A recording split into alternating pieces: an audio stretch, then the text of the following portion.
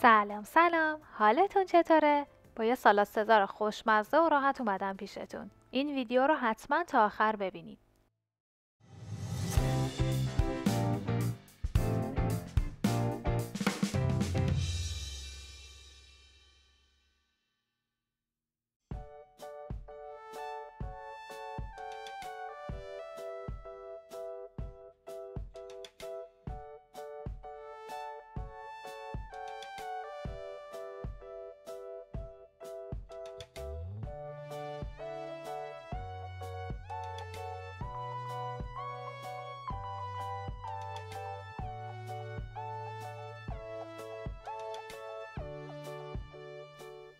اول نوبت کاهوه.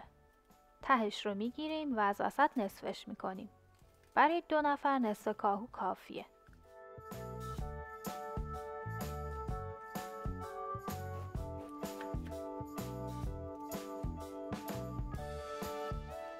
کلا سالاد سزار خیلی راحته و بعد از دیدن این ویدیو دیگه خودتون میتونید همیشه توی خونه درست کنید.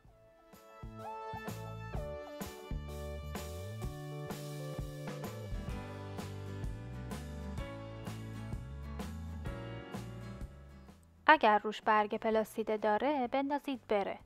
برای سالاد سزارم بهتره که از کاهو پیچ استفاده کنید. یکم درشتر از زمانی که میخوایم سالاد فصل درست کنیم خردشون میکنیم.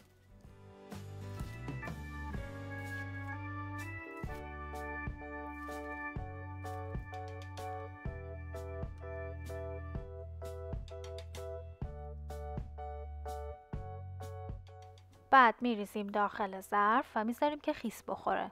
نیم ساعت بمونه کافیه.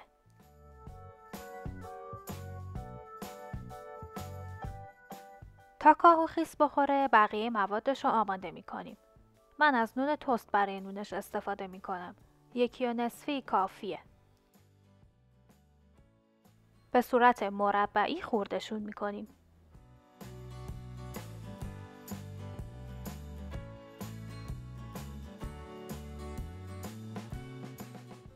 حالا میریزیمشون داخل یه ظرف.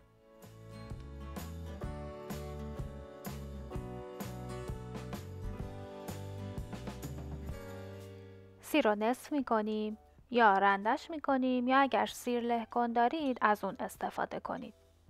نصف دیگه‌ش هم بعدا بهتون میگم که کجا استفاده میشه. سعی کنید از سیر تازه استفاده کنید. پودر سیر مثل تازه‌اش طعم نمیده به سالادتون.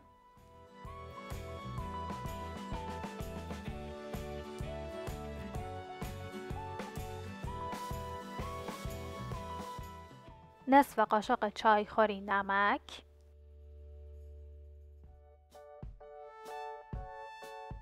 یک چهارم قاشق چایخوری فلفل سیاه، یک قاشق چایخوری روغن زیتون میریزیم و به هم میزنیم. وقتی که خوب با هم مخلوط شدن میذاریم که حدود 1 ساعت بمونن.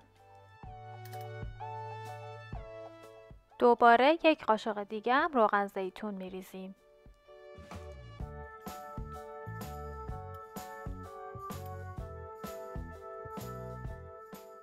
حالا نوبت مرغه.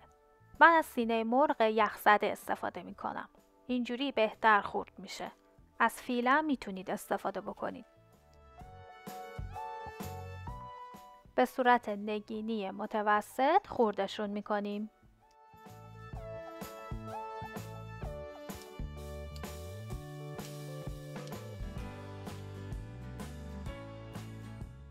میریزیمشون داخل ظرف.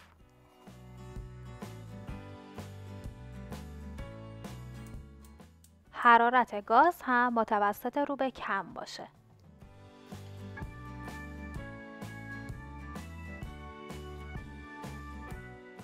یک مقدار خیلی کم روغن معمولی میریزیم. اون نصف سیری هم که مونده بود اینجا اضافه میکنیم به تکه های مرغمون.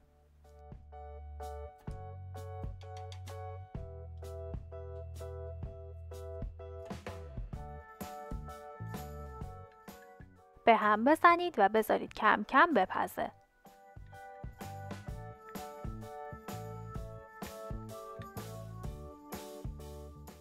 مرغا که رنگشون سفید شد، 1/3 قاشق چایخوری نمک با 1/4 قاشق چایخوری فلفل سیاه اضافه میکنیم.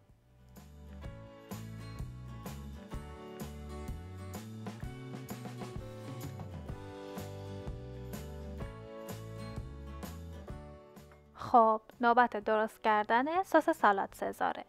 1 قاشق غذاخوری ماست و نصف قاشق غذاخوری سس هزار جزیره رو میرزیم داخل ظرف.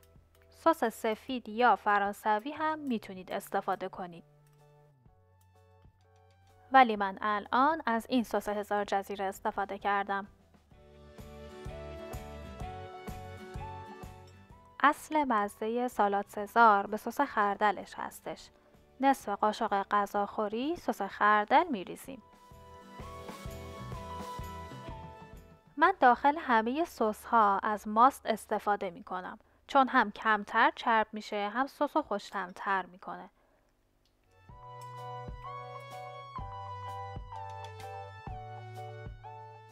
حالا 1 قاشق غذاخوری آب لیمو میریزیم.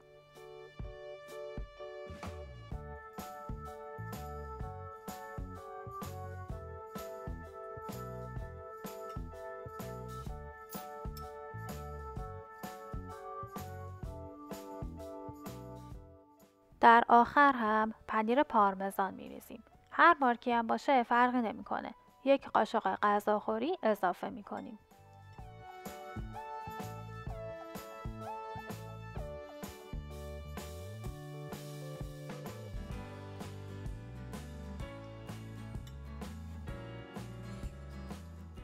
همه رو با هم مخلوط میکنیم. نمک و فلفل دیگه نمیریزیم چون سس ها خودشون ادویه دارن.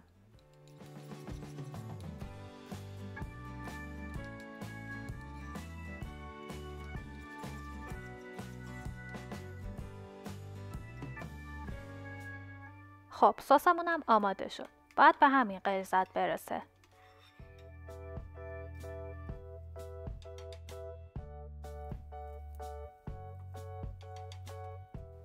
مرغا هم سرخ شدن. الان دیگه باید برشون داریم.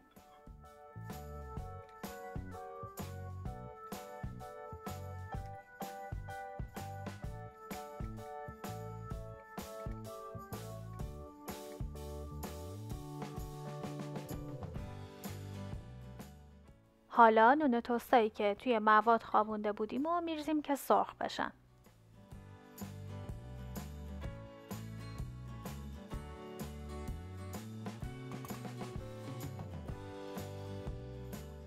حسابی که برشته شدن دیگه آماده هستم.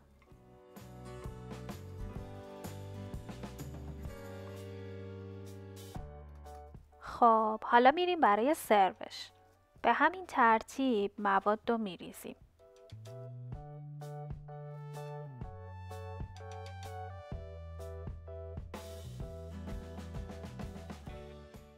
حتما بعد از کاهو سس رو بریزید چون که اگر روی نون یا مرغا بریزید نرمشون میکنه و دیگه اون تردی رو ندارن. سس سالاد سزار هم نباید زیاد باشه مثل سالادای دیگه چون طعم سالادتون رو بد میکنه.